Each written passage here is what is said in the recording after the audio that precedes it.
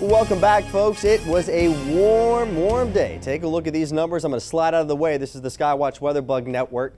Temperatures in the mid-70s. We saw highs today in the 80s and 90s. Now, the Folly Beach location not registering the correct high temperature today, as it was not 72. It was a little warmer than that. 95 at Heathwood Hall in Columbia, 89 in Rock Hill. Those lows in the 50s and 60s. Time lapse from our Ferry Chevrolet camera in Orangeburg, where we had a beautiful warm day down there in the Orangeburg area. Currently 78 degrees, 89 was the high at Ferry Chevrolet down there. And WCBD TV, our weather bug camera on top of the building, looking at the Ravenel Bridge, looking from Mount Pleasant towards Charleston, where it's 70 degrees. Now, they had a high of about 82 today and a beautiful sunset shot there along our WCBD camera in Mount Pleasant. Here's the bigger picture right now. Satellite and radar. It was a clear sky today as promised, and that sunshine really heated things up across the area.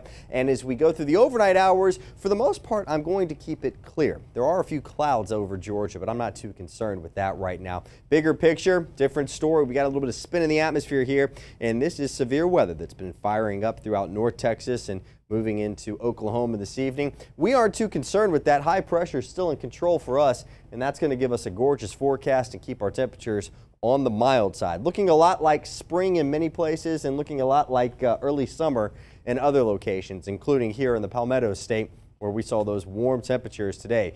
Tomorrow, southwesterly winds still controlling our forecast, keeping things warm. However, with a little bit more in the way of afternoon cloud cover, I'm going to keep the high temperatures in, for the most part, the upper 80s. I do think that the forecast model is still not aggressive enough, much like yesterday, trying to paint some low 80s, and as we saw, which was the story yesterday, we did make it indeed into the 90s, and tomorrow I think we're going to go a little bit warmer than some of these models are trying to predict.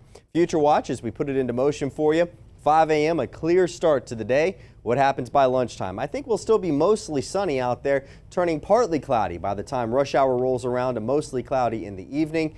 But the slight chances for rain I'm not going to bring until Friday. It's about a 20% chance given the dynamics I'm seeing play out in the atmosphere. I'm not going to make those chances that high, not until about Saturday for some scattered thunderstorm activity to fire up and hang around for a few days.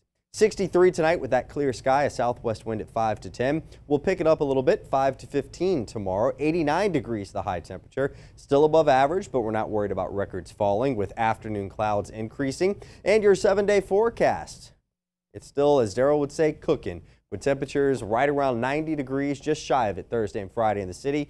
But don't be surprised if the thermometer in your car, the bank thermometer, or even a weather bug location shows a temperature over the 90-degree mark. And then we get the chance of some of those afternoon scattered thunderstorms this weekend into early next week. But it is a forecast that please make sure you've got the water handy, make sure you got the sunscreen handy. And we also want to remind you, too, it's too hot to leave the dog in the car, even if you're running inside for 5 minutes. So please make sure kids with you, the pets with you, don't leave them in the car. Yeah, it is that time of year again, hot one.